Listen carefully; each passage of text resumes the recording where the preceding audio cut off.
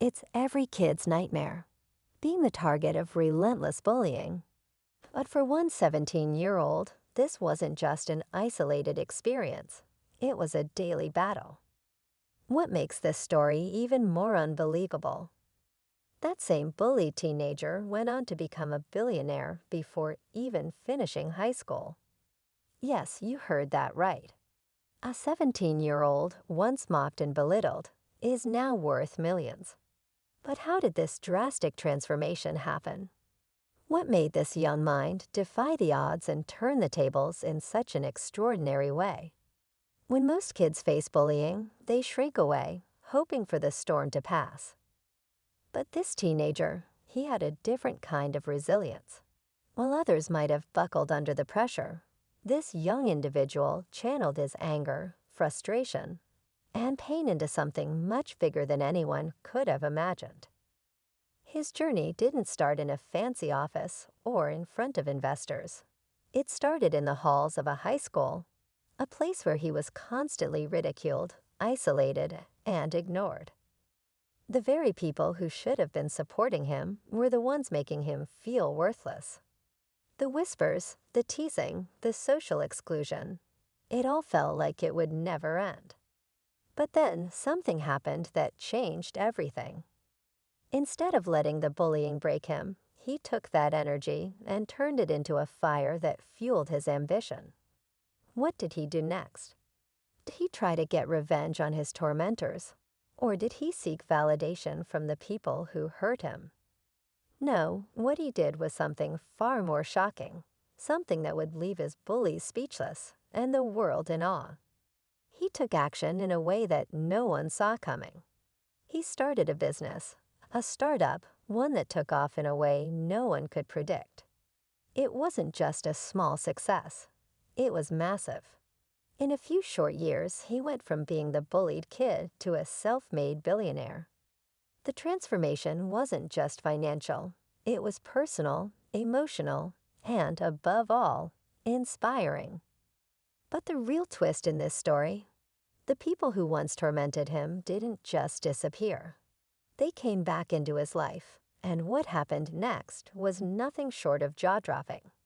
How did the once vulnerable teenager handle the very people who tried to tear him down? Did he seek revenge? Did he rub his success in their faces? Or did he take a completely different approach? What he did next will leave you questioning everything you thought you knew about success, revenge, and personal growth. Stay tuned, because the story doesn't end here. The next chapter of this teenager's journey is even more shocking than you could ever imagine.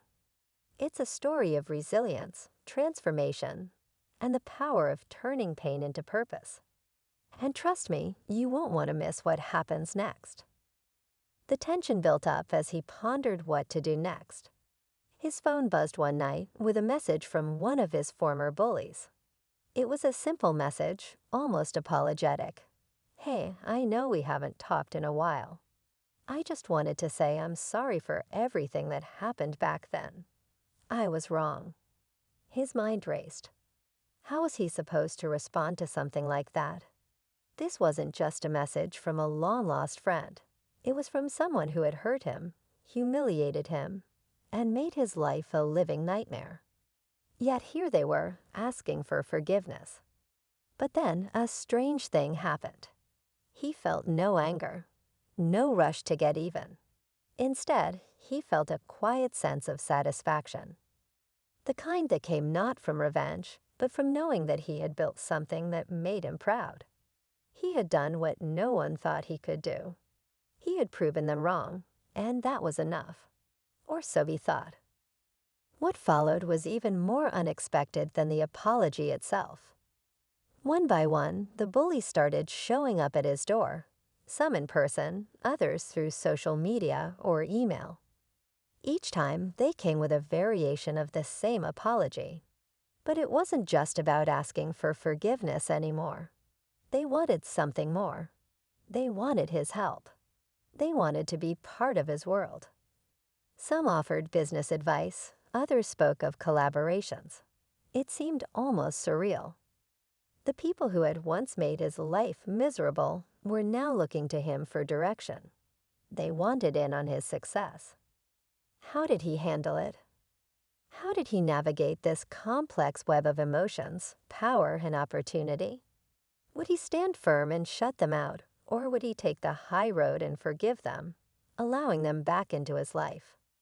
With each decision, the stakes grew higher. The tension was palpable. The world was watching, waiting to see what this young billionaire would do next. As the bullying continued, the teenager's sense of self-worth sank lower with each passing day.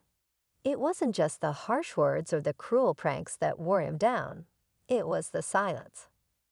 The silence from teachers who turned a blind eye, the silence from classmates who stood by and watched, and the silence from his own family, who couldn't understand the gravity of what he was going through. He felt isolated, invisible, as though no one could see the potential beneath the surface.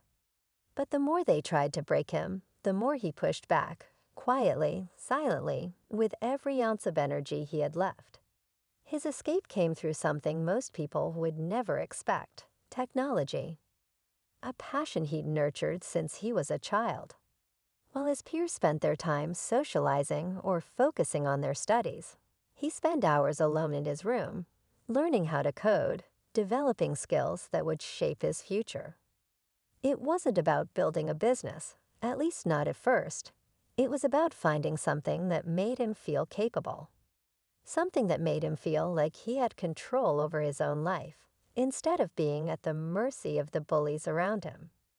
In the beginning, it wasn't about turning a profit. It was about creating something, building something from scratch. He began to develop an app, one that would solve a problem he knew all too well: the issue of loneliness and social isolation. He designed it with the goal of connecting people who felt just as he did, marginalized, ignored, or misunderstood. But what he didn't expect was the immediate response it received once he launched it.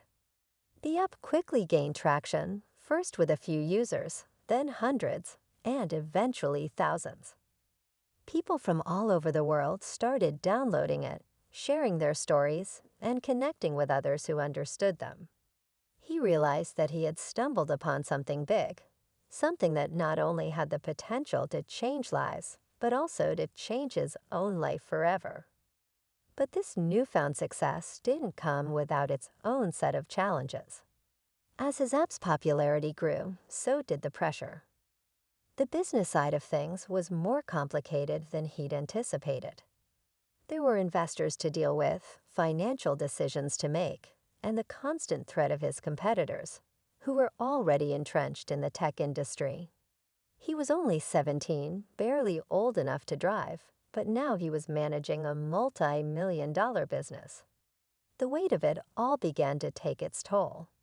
Late nights, constant emails, meetings, and decisions. It was all so much for someone his age, especially with the memories of bullying still fresh in his mind. But despite the stress, there was something different now. He was no longer that lonely, bullied teenager. He was someone people respected, someone people admired. However, there was a deeper conflict bubbling beneath the surface, a conflict that had nothing to do with business or success. The bullies, the ones who had tormented him for years, weren't just sitting idly by. Word had spread about his success, and soon enough, they reached out. They wanted to talk. They wanted to apologize. They wanted to make amends. This moment, the moment he'd been waiting for, had arrived. The tables had turned. Now he had the power. He had everything they had tried to take from him. But what would he do with it? Would he forgive them? Would he let them back into his life? Or would he use this moment to exact the kind of revenge that could change everything once again? The tension built up as he pondered what to do next. His phone buzzed one night with a message from one of his former bullies. It was a simple message, almost apologetic. "Hey, I know we haven't talked in a while. I just wanted to say I'm sorry for everything that happened back then. I was wrong." His mind raced. How was he supposed to respond to something like that? This wasn't just a message from a long-lost friend. It was from someone who had hurt him, humiliated him, and made his life a living nightmare. Yet here they were, asking for forgiveness. But then a strange thing happened. He felt no anger, no rush to get even. Instead, he felt a quiet sense of satisfaction. The kind that came not from revenge, but from knowing that he had built something that made him proud. He had done what no one thought he could do. He had proven them wrong, and that was enough. Or so he thought. What followed was even more unexpected than the apology itself. One by one, the bullies started showing up at his door, some in person, others through social media or email. Each time, they came with a variation of the same apology. But it wasn't just about asking for forgiveness anymore. They wanted something more. They wanted his help. They wanted to be part of his world. Some offered business advice, others spoke of collaborations. It seemed almost surreal. The people who had once made his life miserable were now looking to him for direction. They wanted in on his success. How did he handle it? How did he navigate this complex web of emotions, power, and opportunity? Would he stand firm and shut them out, or would he take the high road and forgive them, allowing them back into his life? With each decision, the stakes grew higher. The tension was palpable. The world was watching, waiting to see what this young billionaire would do next. The pressure of these unexpected messages weighed heavily on him. The requests for forgiveness, the apologies, he didn't know how to process it all. They weren't just seeking reconciliation. They were asking for something far more valuable: his trust, his time, his connections. It was a power play, and he knew it. The same people who had tormented him were now circling around him, trying to carve out a place in his world. They saw his success and wanted a piece of it. But here's where the true test of character lay. How would he respond? For a moment, he considered cutting them all off. After all, they hadn't shown him kindness when he needed it the most. But as he sat alone in his office, staring at the glowing screen in front of him, something shifted inside him. The anger he once felt no longer burned as fiercely.